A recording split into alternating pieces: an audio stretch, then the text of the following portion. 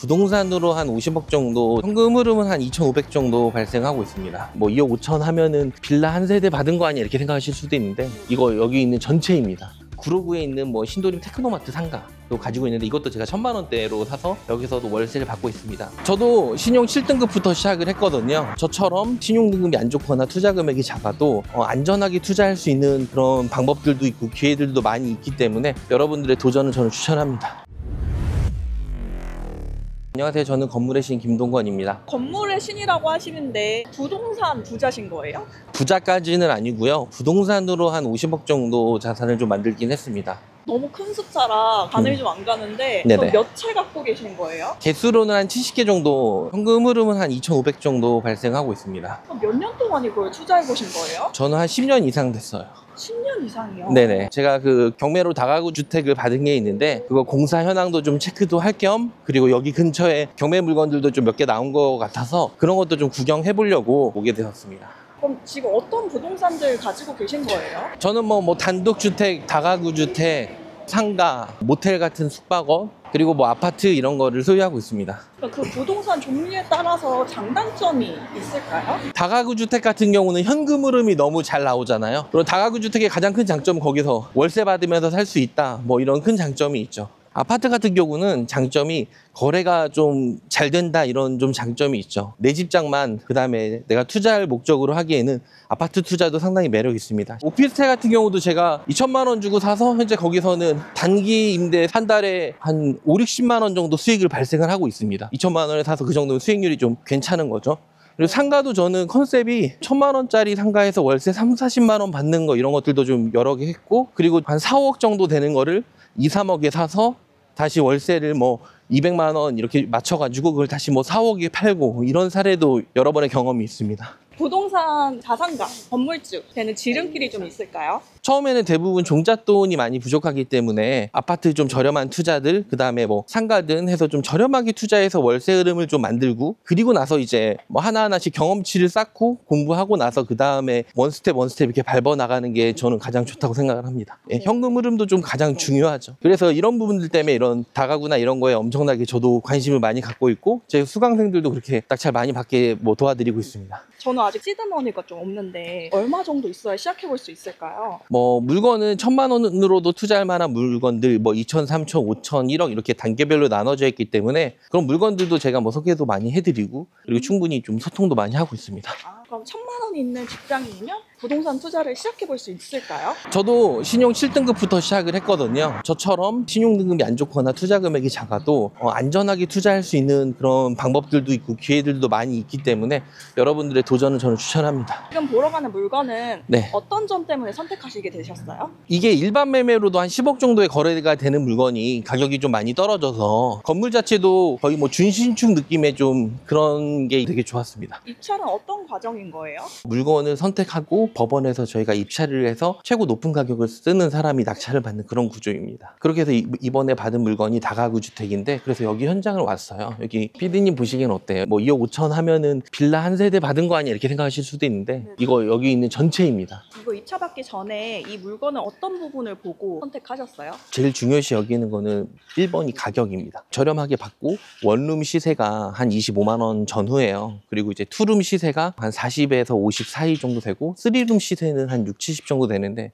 임대로만 해도 한 달에 월세 수익을 300만 원 이상 받을 수 있다고 생각을 해서, 그래서 저는 이거를 접근을 했고, 여기에 이런 식으로 현재 명도가 다 끝나서 여기 이렇게 도시가스 수량으로 세대수를 알 수가 있습니다. 여기가 총 10가구 정도 있다라고 이렇게 보시면 돼요. 그래서 지금 내부 수리하는 상태를 볼 수 있으니까요. 같이 한번 보시죠. 청소도 이 건물 관리 업체가 건물 관리도 해줘서 방문할 필요 없이 전체 관리가 다 되고 있습니다. 네, TV도 설치해놨고, 뭐 침대도 이렇게 설치해놨고, 건물 자체는 깔끔하고 현재 대부분 명도가 다 완료가 돼서 지금 이제 임차를 받고 있는데, 이 지역 근처에 공실이 그렇게 많지 않아서 임차 문의는 많이 옵니다. 근데 지방에 이렇게 수요가 많은가요? 여기뿐 아니라 뭐 예를 들어서 실예로 제 수강생이 저기 뭐 충청도 지역에 한 군데를 이제 받았는데, 18가구 정도를 채우는데 2주 걸렸어요. 만실 채우는데. 그리고 제 수강생들이 그 잔금 완료까지 한 매물 평균적으로 보면은 80%에서 90% 정도는 다 채우셨습니다. 이거를 뭐 10억, 15억에 사면은 4, 50을 받아야 이게 또이또이인데 뭐 20만 원만 받아도 엄청난 흑자거든요. 그런 거에 대해서 경쟁력을 갖출 수 있다 이렇게 보시면 될 것 같습니다. 여기가 이제 방 2개 이렇게 되어 있는 분리형 이런 구조고요. 네. 그런 걸 걱정하시잖아요. 이런 뭐 다가구를 받을 때 뭐 주의할 점 중에 뭐 곰팡이가 있는 건 아닌지 아니면 뭐 물이 새는 건 있는지 뭐 그런 것들도 걱정하시는데 전 여기 수리하면서 일부 문제가 있는 것들은 업자 불러서 다 수리해서 진행하면 되기 때문에 그렇게 큰 비용이 들진 않아요.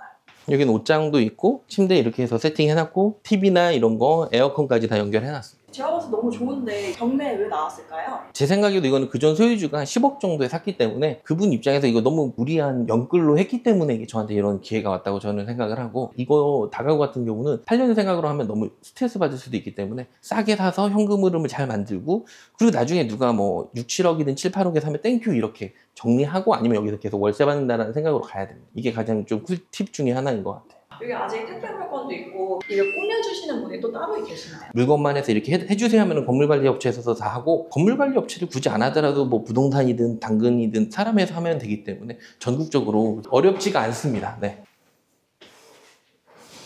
대부분 이제 원룸이 많기 때문에 투룸이 귀해서 투룸 가격이 좀 많이 비쌉니다. 어디든. 왜 투룸이 이렇게 귀할까요? 왜냐면 지을 때 투룸을 많이 안 지으니까요. 대부분 원룸을 해서 월세 위주로 되어 있는데 그래서 투룸이 엄청 귀합니다. 저 같은 경우는 이제 세입자가 오면 다 맞춰줘요. TV든 뭐든 세팅해달라고 하면 다 해주고 그리고 제가 쓰는 방법이 이제 본인이 원하는 걸 사시고 다음 달 월세에서 빼고 주세요 이렇게 하거든요. 제가 거기까지 가서 방충망을 갈아줄 수 있는 것도 아니고 제가 간다고 해결되는 게 아니니까 사람 불러서 하시고 본인이 알아봐서 하시고 제가 비용을 드리겠습니다. 저는 그런 식으로 해서 업무를 좀 효율을 많이 높이고 있습니다. 여긴 주인 세대입니다. 들어오시면 됩니다. 전세 살 금액으로 이런 거를 사서 주인 세대를 본인이 살면서 뭐 월세를 받으면 엄청나게 현금 흐름을 만들 수 있는 이런 좋은 방법이 있습니다. 처음 시작하는 네. 사람 입장에서 그렇게 누군가를 내보낸다는 게 네. 쉽지 않을 것 같아요. 다행히 뭐 저희 쪽 같은 경우는 기존에 있는 분들이 제가 낙찰받은 그 금액으로 본인들이 이제 최우선 변제금이든 본인들이 처음에 보증금 냈었던 금액들 다 받는 분들이셨어요. 그래서 명도에 그런 어려움은 없었습니다. 그럼에도 이게 명도가 되게 뭐 쉬운 명도도 있고 뭐 어려운 명도도 있고 저는 명도만 뭐 몇백 명 정도 해보긴 했는데 제 그 수강생들한테는 제가 명도를 계속 케어를 해드립니다. 평생 케어. 명도 정도는 충분히 다 해드릴 수 있습니다. 케어라고 하시면 그냥 네. 다 맡아서 해주시는 예, 거예요? 제가 맡아서 명도 같은 건 다 해드리기 때문에 네. 그런 부분들은 안 어려워하셔도 됩니다. 너무 든든한데요?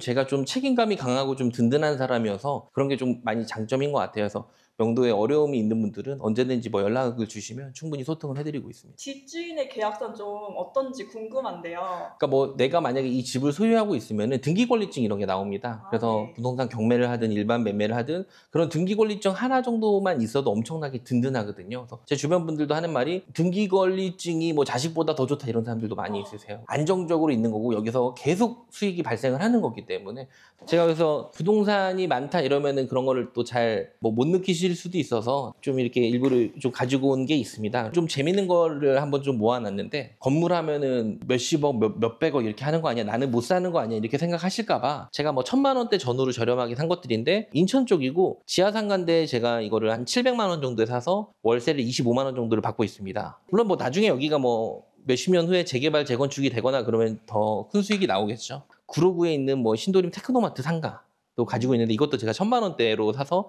여기서도 월세를 받고 있습니다. 테크노마트 같은 경우는 저는 이제 공동관리구역을 낙찰을 받았기 때문에 거기서 다 관리해주고 공동임대하고 공동관리하기 때문에 제가 관리비를 내거나 뭐 하는 거 없이 자동적으로 수익이 발생하는 그런 매물이고요.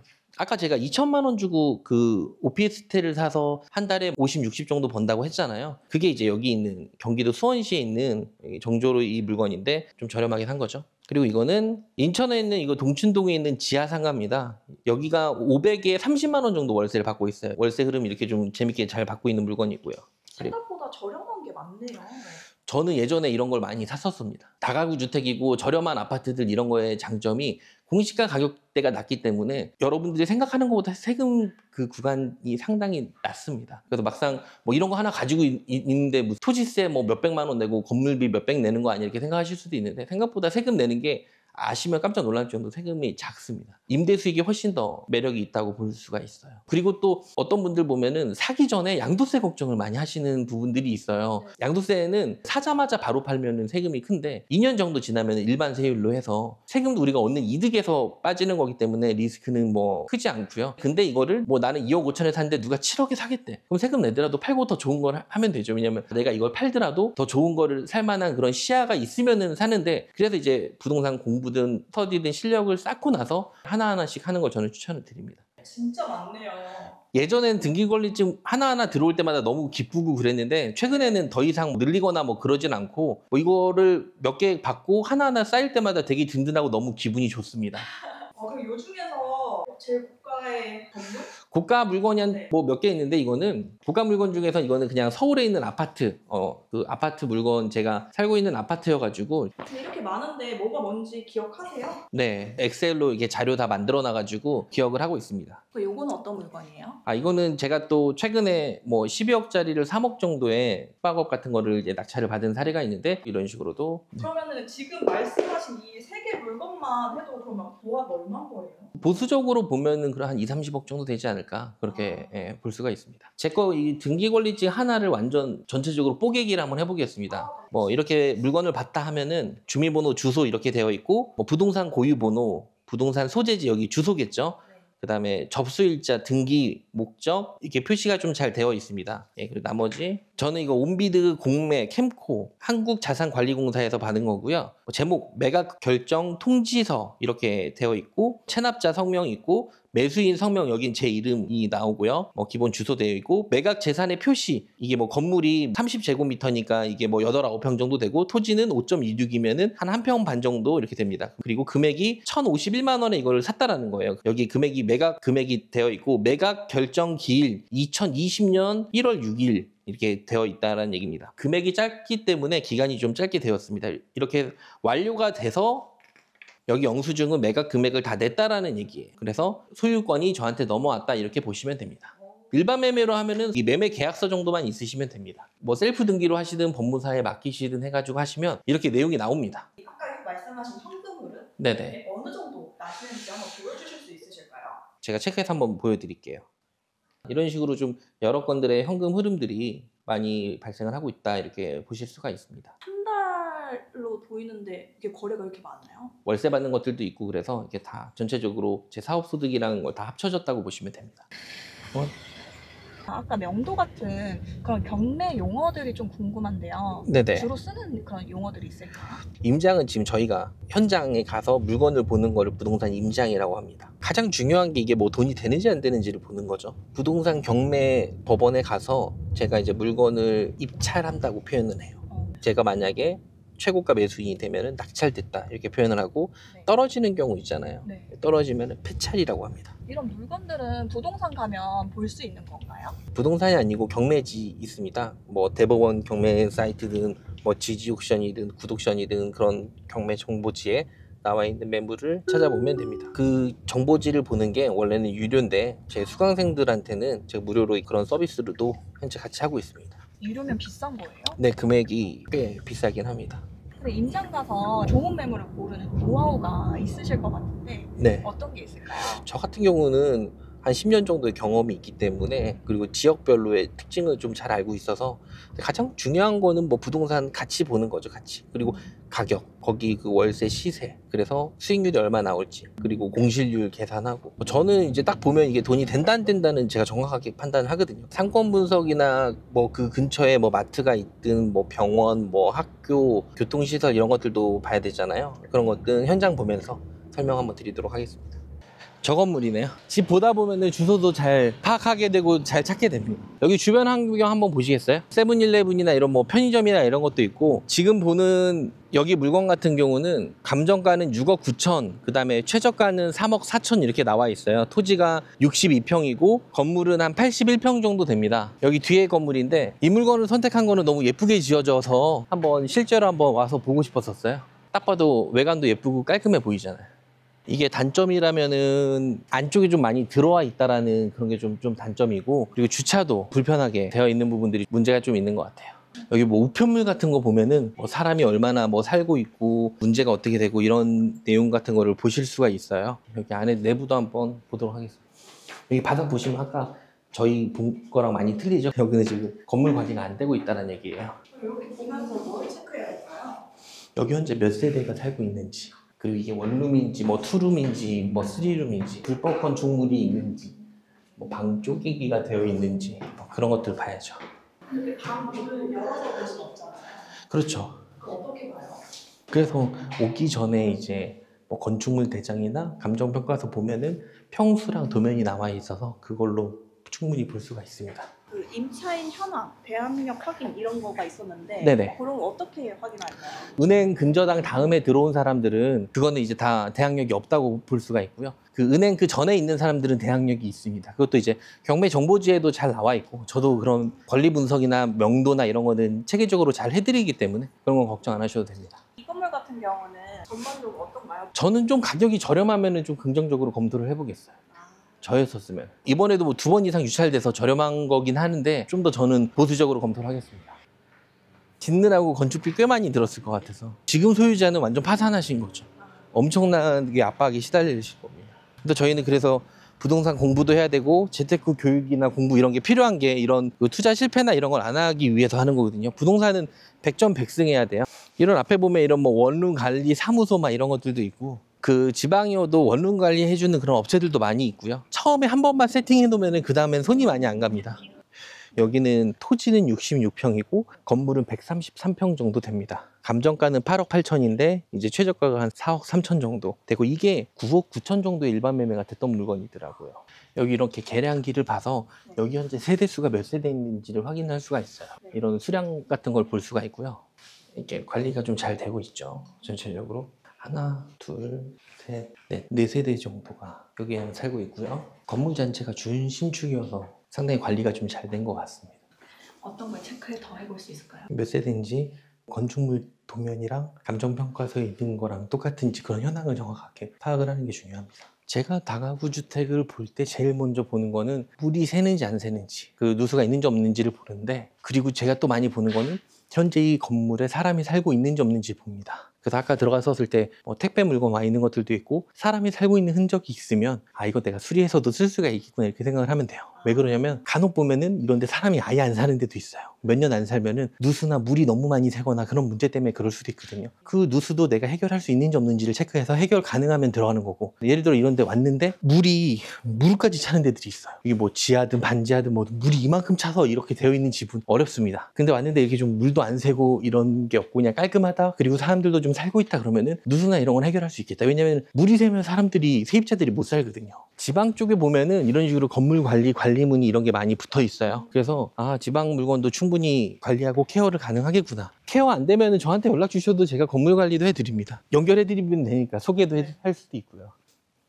뭐 11개 이렇게 도시가스 연결이 좀 잘 되어 있다라는 뜻입니다. 입찰하실 것 같은 물건일까요?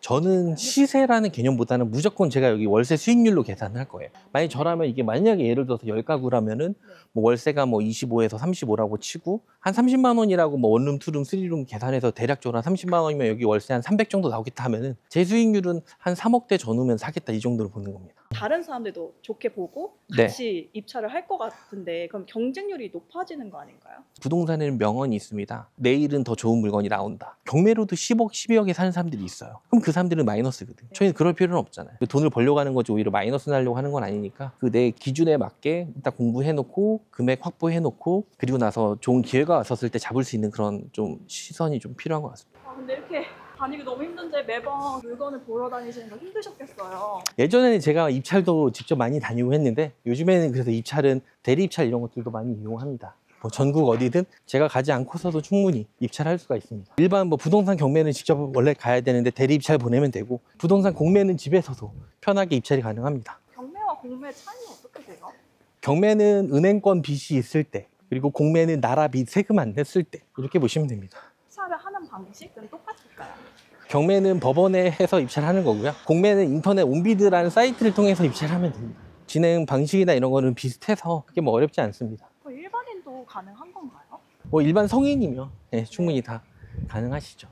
이 건물은 감정가는 12억 1,900만 원이고 현재는 한 8억 5천까지 나왔는데 토지가 100평 정도 되고 건물은 189평 정도 됩니다. 제 기준에 맞을 거면은 한 두 번 이상 더 떨어지면 제 기준에 맞긴 한데 1층은 상가고 나머지는 주택인 그런 물건으로 볼 수가 있습니다. 계량기 이렇게 좀 띄어진 세대들이 있어요. 임차인이 안 살고 있거나 전기세 안 내거나 그러면은 한전에서 이런 걸 계량기를 띄어갑니다. 공급이 되고 있고 안 되고 있고를 이런 표시로 볼 수 있는데 이렇게 되어 있는 것들은 현재 공급이 안 되고 있다. 이 얘기는 현재 세입자들이 안 살 가능성이 많습니다. 180평 이상 되니까 가격만 저렴하게 받으면 우리 수익률에 맞겠죠. 이런 물건들을 한 3, 4억대만 받아서 월세 예를 들어 뭐 3, 400만 받아도 엄청난 수익률인 거죠. 이런 물건들을 찾기 위해서 사실 공부나 이런 스터디나 이런 게 좀 필요하긴 합니다. 시장에서는 어떤 걸 체크해 볼 수 있을까요? 누수 흔적이나 이런 걸 볼 수가 있는데 여기 보면 우수관 이런 걸 보셔야 됩니다. 여기가 막혀 있는 경우에는 이만큼 물이 고여 있으면 그 밑에는 곰팡이가 있거든요. 그래서 이런 우수관들이 잘 뚫려 있는지, 막혀 있으면 뚫을 수 있는지, 누수 흔적이 있는지 그런 걸 볼 수가 있습니다. 건물 관리는 깔끔하게 잘 돼 있네요. 아까 처음에 보니까 여기 바로 밑에 세대는 주인 세대. 주인 세대는 공간이 되게 넓게 잘 빠져 있을 것 같아 보니까.